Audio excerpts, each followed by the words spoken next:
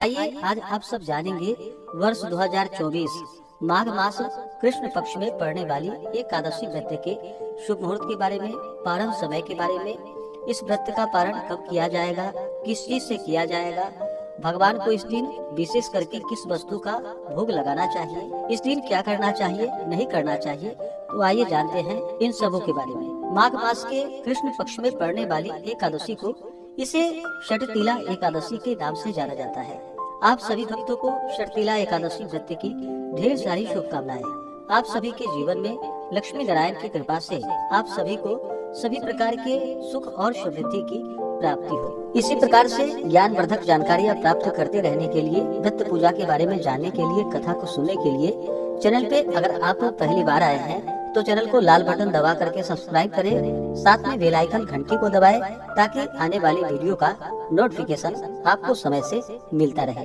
Video को like करें, comment में भगवान विष्णु की जय जरूर लिखें। माघ मास की षटतिला एकादशी व्रत में इस दिन, जो कि भगवान विष्णु, माता लक्ष्मी और भगवान विष्णु के श्री कृष्ण स्वरूप का पूजन किया जाता है।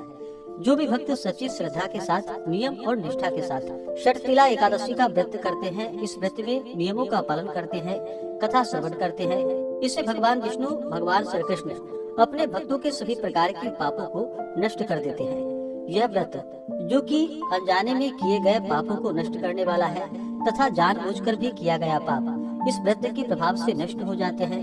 यह ब्रह्म हत्या आदि पापों से मुक्त करता है तथा इस व्रत को धारण करने वाले के जन्म जन्मांतरों के पाप नष्ट हो जाते हैं। स्वर्ग में अत्यंत ही आनंददायी सामानों से परिपूर्ण गृह प्राप्त होता है तथा दुर्भाग्यता, दीनता और दरिद्रता इस व्रत के प्रभाव से इन सबों का नाश होता है तथा अंत समय में स्वर्गलोक की प्राप्ति होती है। एकादशी का व्रत, जो कि प्रत्येक माह के कृष्ण पक्ष और शुक्ल पक्ष की एकादशी तिथि के दिन धारण किया जाता है। एकादशी का व्रत, जो कि सभी प्रकार के पापों को नष्ट करने वाली है और जब व्यक्ति के पापों का नाश होता है तभी उनके पुण्य उदित हो पाते हैं, उसके बाद ही सांसारिक सुखों की प्राप्ति हो पाती है। तो आइए जानते हैं षटतिला एकादशी व्रत के शुभ मुहूर्त के बारे में। एकादशी तिथि प्रारंभ समय 5 फरवरी 2024 दिन सोमवार शाम 5:27 और एकादशी तिथि की समाप्ति होगी 6 फरवरी 2024 दिन मंगलवार को शाम 4:08 पे। तो हमें शुद्ध रूप से सूर्योदय व्याप्ति के अनुसार जो समय प्राप्त हो रहा है वह समय 6 फरवरी 2024 दिन मंगलवार को सभी भक्तजन एकादशी का व्रत धारण करेंगे। 5 फरवरी को 10वें दिन के नियमों का पालन करेंगे। 6 फरवरी को एकादशी का व्रत किया जाएगा और इस व्रत का पारण, जो कि 7 फरवरी को किया जाएगा। एकादशी व्रत का पारण, जो कि हरिवासर में नहीं करना चाहिए। हरिवासर का समय द्वादशी तिथि का पहला चौथाई हिस्सा हरिवासर का होता है। हरिवासर में व्रत का पारण नहीं करना चाहिए। तो द्वादशी तिथि की जो समाप्ति है वह 7 फरवरी बुधवार के दिन दोपहर 2:03 पे द्वादशी तिथि की समाप्ति है। इस व्रत का पारण 7 फरवरी को किया जाएगा। पारण का जो समय होगा वह समय सुबह 7:06 से सुबह 9:18 तक व्रत का पारण किया जाएगा। षटतिला एकादशी व्रत का पारण, जो कि गोदूधेन पारणम यानी कि गाय के दूध से व्रत का पारण है, यह संभव ना हो पाए तो आप तुलसी दल, जल, फल से व्रत का पारण करें। एकादशी तिथि के दिन 6 फरवरी को जो सूर्योदय का समय है वह समय सुबह 6:38 और सूर्यास्त शाम 5:45। ब्रह्म मुहूर्त का जो समय होगा वह समय सुबह 5:22 से सुबह 6:14 तक होगा। 6 फरवरी को राहु काल का जो समय होगा वह समय दोपहर 2:58 से शाम 4:22 तक और 7 फरवरी को दोपहर 12:12 से दोपहर 1:35 तक राहु काल का समय होगा। राहु काल समय के दौरान कोई भी शुभ कार्य या नया कार्य नहीं करना चाहिए, यह लाभप्रद नहीं होता है, इस बात का ध्यान रखें। नक्षत्र, जो कि ज्येष्ठा नक्षत्र सुबह 7:35 तक होगा। उसके बाद मूल नक्षत्र योग, जो कि व्याघात योग सुबह 8:50 तक होगा।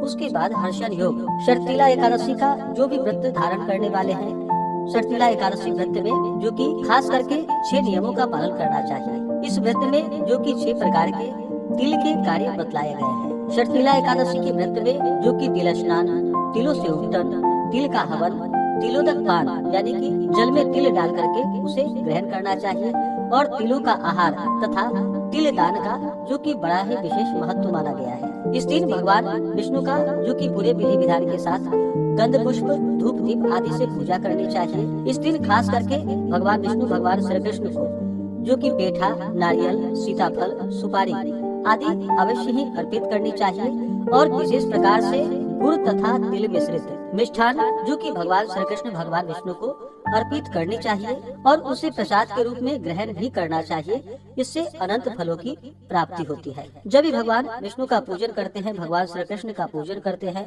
तो उन्हें तुलसी दल अवश्य ही अर्पित करनी चाहिए और जब भी भगवान को भोग भी लगाते हैं तो तुलसी दल डाल करके भगवान को भोग लगाना चाहिए। जो भी भक्तजन व्रत को धारण करने वाले हैं, उन्हें माघ के महीने में जो कि माघ मास जब से शुरू होता है, उस दिन से ही विशेष पुण्य फलों की प्राप्ति के लिए जो कि प्रत्येक दिन सुबह शुद्ध होकर के स्नान करना चाहिए।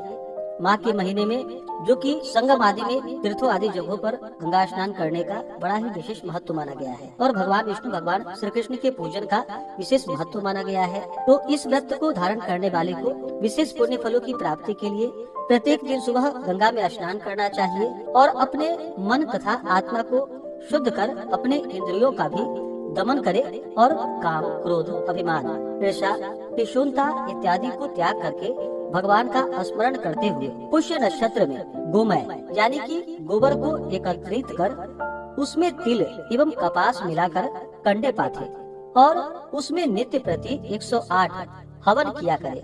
इस प्रकार जब माघ मास कृष्ण पक्ष का 10वीं का दिन आवे, पूर्वाषाढ़ा नक्षत्र हो अथवा मूल नक्षत्र हो, तो उसमें नियम पूर्वक मन को शुद्ध कर भगवान का पूजन कर एकादशी का व्रत करते हुए सुबह शाम भगवान का पूजन करना चाहिए, कथा श्रवण करनी चाहिए, भगवान विष्णु भगवान श्री कृष्ण के नाम का संकीर्तन करना चाहिए और फिर एकादशी की रात्रि जागरण करते हुए समय को व्यतीत करना चाहिए और दूसरे दिन द्वादशी तिथि के दिन सुबह उठ करके स्नान करके विधिवत फिर से भगवान श्री कृष्ण का जो कि गंध पुष्प धूप दीप अगर कपूर फूल मालाओं से भगवान का श्रद्धा पूर्वक पूजन करना चाहिए।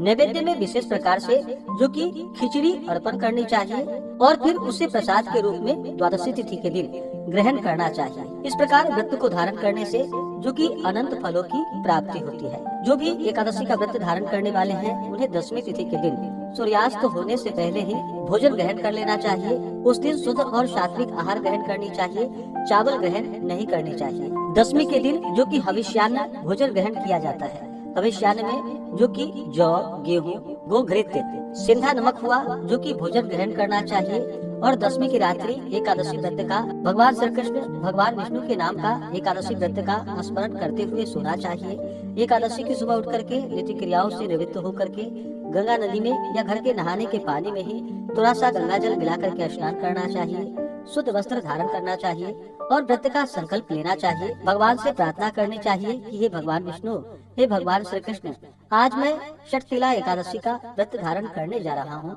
या करने जा रही हूँ। इस प्रकार से भगवान से प्रार्थना करें कि यह व्रत मेरा निर्विघ्न पूरा हो, हमें पुण्य फलों की प्राप्ति हो। इस प्रकार से भगवान से प्रार्थना करें। एकादशी सुबह और शाम के वक्त पूरे विधि विधान के साथ पूजन करें, रात्रि जागरण करते हुए समय व्यतीत करें और द्वादशी की सुबह उठ करके स्नान करके शुद्ध वस्त्र धारण करके भगवान का पूजन संपन्न करके भगवान को खिचड़ी का भोग लगाए और फिर ब्राह्मणों को भोजन करवाए, ब्राह्मणों को दान और दक्षिणा दे, गरीबों को भोजन करवाए और फिर समय के अनुसार व्रत का पालन करना चाहिए और जो भगवान को खिचड़ी का भोग लगाए हैं उसे फिर प्रसाद के रूप में पहले ग्रहण करना चाहिए। इससे अनंत फलों की प्राप्ति होती है, व्यक्ति के सभी प्रकार के पापों का नाश होता है और फिर इसके प्रभाव से दुर्भाग्यता, दीनता और दरिद्रता का नाश हो जाता है।